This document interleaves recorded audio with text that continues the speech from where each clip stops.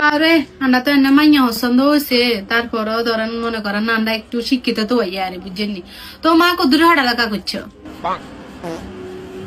Aunty আনারে কিছু কথা কই। কি কথা মা ক না? কদা কেন ঘরে গেলে কাম করন লাগবো? ও মা, তো তুই বউ মানুষ কাম খরচ করবে না? হাইলে হাই দোন লাগবো নি আন্টি? তো অবশ্যই দোন লাগবো। কাপড় চোপড় তুমি তো ধুইবা না তুই? আর রান্না বান্না কনে করিব? তো তুই তো করবে আর কনে করিব? তো রাখবেন চাকরানির মতো, তাইলে আবার শিক্ষিত দিলে তোমার।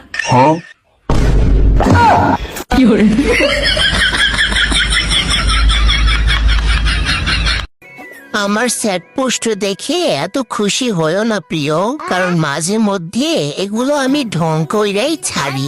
আর যারা আমার স্যাড পোস্ট দেখে খুশি হোক তাদের জন্য এক বালতি সমবেদনা। মাঝে মাঝে স্যাড পোস্ট দিবেন, কষ্টে আছেন, জামাই কিছু দেয় না, কষ্টে রাখে, এইসব বলবেন।